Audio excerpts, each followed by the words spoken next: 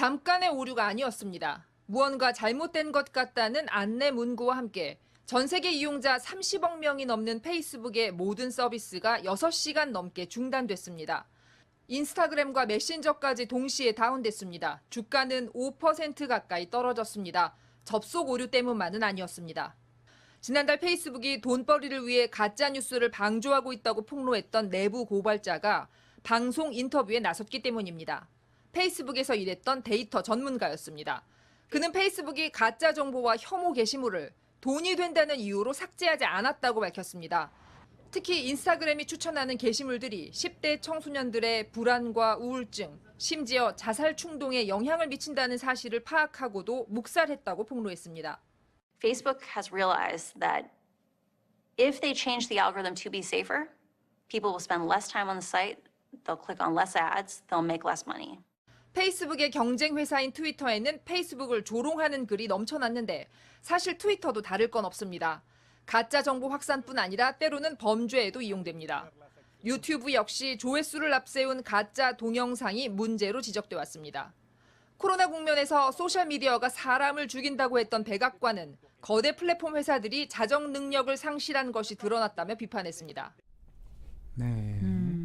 그러니까 좀 충격적인 건 모르고 있지 않았다는 거네요. 그렇죠. 알고도 하지만 사실상 방치를 했다는. 돈벌이 때문에. 네, 돈벌이 때문에. 네. 이제 내부 고발자가 이런 인터뷰하기까지는 상당한 용기가 필요했을 것 같은데 맞아요. 제보는 네. 어떻게 하게 된 거죠? 일단 이분이 그 하우겐 씨인데, 그러니까 컴퓨터 공학을 전공했어요. 데이터 전문가인데 이른바 그 알고리즘 전문가예요. 그러니까 2019년에 페이스북에 채용이 됐는데 그 전에는 뭐 구글 그리고 다른 이런 소셜 미디어 기업에서 한 15년 정도 일을 했고요. 네. 근데 인터뷰 내용을 뭐 여기 다 틀어드리지 않았지만 그 CBS 60 미니츠를 보면 본인이 여러 소셜 미디어 회사에서 일을 했지만 페이스북이 월스라고 해요. 최악이다. 최악은 아니고 어쨌든 가장 심각했다. 이렇게 밝혔습니다. 그러니까 이거 너무 심각하니까 외부에 좀 알려야겠다라고 올해부터 마음을 먹었고 이게 그 회사 내부 문건들을 한 수만 장 비밀리에 복사도 하고 사진도 촬영을 해갖고 제보를 하게 됐어요. 근데 왜 그렇게 증거를 모았느냐? 자기가 예를 들면 밖에 나가서 페이스북에서 이런 일이 있는데 아무도 사람들이 알고도 방치했어요라고 하면 안 믿어줄 거라는 거죠. 이런 증거들을 모아서 일단 월스트리트저널에 일단 제보를 했고 네. 그 다음에 이제 방송 인터뷰까지 하게 된 겁니다. 네.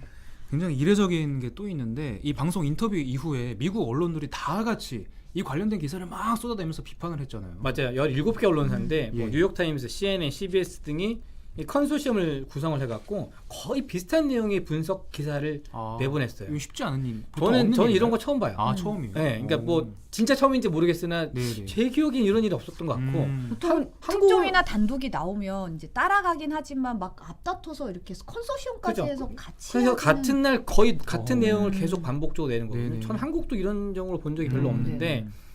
근데 이제 이 내용이 보면 이제 내부 고발자가 미국 하원하고 미국 증권거래위원회에 이 그 페이스북의 내부 문건을 제출을 했어요. 좀 조사를 해달라.